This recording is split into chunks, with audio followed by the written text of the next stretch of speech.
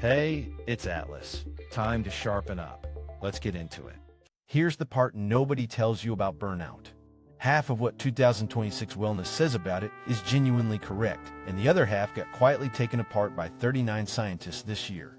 Stick with the honest version, because it is the difference between advice that sounds soothing and advice that actually changes your tomorrow. Walk through any wellness feed in 2026, and the message is everywhere. Your burnout is not laziness, it is nervous system dysregulation. The framing says to stop grinding, start regulating, and treat rest as the real productivity strategy. On the core claim, the science is on its side. Chronic stress measurably degrades the brain systems you rely on for focus and self-control. Sustained high cortisol and constant threat signaling pull resources away from deliberate thinking and toward reaction. Studies on prolonged stress link it to weaker working memory and a slower, less flexible response to problems. Burnout was even recognized by the World Health Organization in 2019 as an occupational phenomenon tied to chronic workplace stress. So when motivation collapses after months of pressure, that is a physiological state, not a character flaw. What 2026 gets right then is the diagnosis that burnout is a body and brain state, not a verdict on your worth. That part holds up. The trouble starts when people reach for a tidy biological story to explain it, because the story is where the science gets shaky. One genuinely solid concept here comes from psychiatrist Dan Siegel, called the window of tolerance. Siegel introduced it to describe the optimal zone for emotional and cognitive functioning. It is the band of arousal where your brain can still think clearly, focus, and regulate itself. Inside that window, learning and discipline are available to you. Push too far above it into panic, or too far below it into shutdown, and those abilities fall away. Above the window, you feel wired, anxious, and reactive, snapping at small things. Below it, you feel numb, foggy, and flat, where nothing seems worth starting. For a burned-out person, most of the day is spent bouncing between those two edges, rarely resting in the middle. Outside that zone, the brain prioritizes survival over reflection, which is why advice and logic stop landing. This idea stands on its own, independent of any single theory about which nerve is doing what. The practical takeaway is simple. Your job is to widen that window and spend more time inside it. So far, so useful. Now the part that got dismantled this year.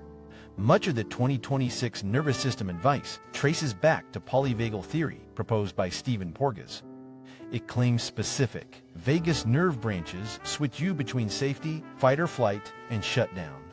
Polyvagal theory pictures an older vagal pathway driving freeze and a newer one supporting calm social connection. The theory spread fast through therapy, coaching, and wellness because it offered a clean physical map of safety and threat. Early in 2026, around 39 researchers published a critique in the journal Clinical Neuropsychiatry. They argued the theory's core mechanisms are untenable, challenging its evolutionary claims and its map of vagal anatomy. The critics say the evolutionary timeline behind the story does not match the comparative anatomy across species. They also questioned whether heart rhythm measures like respiratory sinus arrhythmia reliably read out what the theory says they do. Defenders make an important distinction. The critique targets the biological mechanism, not whether the clinical tools help people. So the accurate statement is not that the theory is debunked, it is that its proposed mechanism is contested and the debate is live. That reach is exactly why a shaky mechanism matters, since it is widely taught as settled fact. None of that means breathing exercises are fake. It means the brand name explanation around them is in question. Here is why that distinction matters instead of being academic hair-splitting. It decides whether you should throw the practices out or keep them. The breathing drills, the co-regulation, the somatic practices can still work. They just may work for a more ordinary reason than the theory claims. A slow, extended exhale that runs longer than the inhale nudges the body toward its rest and recover mode. That lowers physiological arousal through general stress physiology that science understands well. What we can say with confidence is narrower and more reliable. A longer exhale tends to lower heart rate and arousal.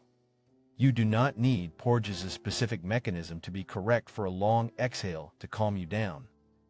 Think of it like aspirin easing headaches for decades before anyone understood precisely how it worked. The relief was real even while the explanation stayed incomplete. Steady, friendly contact with another regulated person can settle your state too, through plain social buffering. Co-regulation, the calming effect of a steady presence, is well documented from infancy onward. So you can keep the practice and drop the overconfident claim about which exact nerve is responsible. And this is the piece that turns biology into something you can use. It is also where the discipline crowd and the regulation crowd are each half right. When you are outside your window of tolerance, your prefrontal cortex, the planning and self-control hub, is impaired. So telling yourself to just be more disciplined in that state asks a tool to work while it is offline. Willpower is not a moral muscle you forgot to flex. It depends on a brain region that needs a workable state to run. Regulate first, then apply structure, because regulation is the precondition for discipline, not a substitute for it. First, steady your state, then let the system carry you, because a calm brain follows a plan a stressed one ignores. Once you are back in range, the proven tools do real work. Psychologist Peter Gollwitzer's research shows that if-then plans, called implementation intentions, sharply raise follow-through. Gollwitzer's findings, repeated across many studies, show plans tied to a specific moment beat vague goals like try harder. You pre-decide the exact cue and the exact action. Like, if it is 9 in the morning, then I open the document and write one sentence. Pair that with cutting friction, making the first step so small and so easy that starting barely costs anything. Reducing friction means removing steps, opening the file the night before, or laying out everything you need in advance. Each removed obstacle lowers the activation energy your depleted brain has to spend just to begin. Put the regulation and the systems together, and you get a short, honest toolkit. None of this treats clinical burnout, so keep that firmly in mind. Start with slow, extended exhales or a physiological sigh.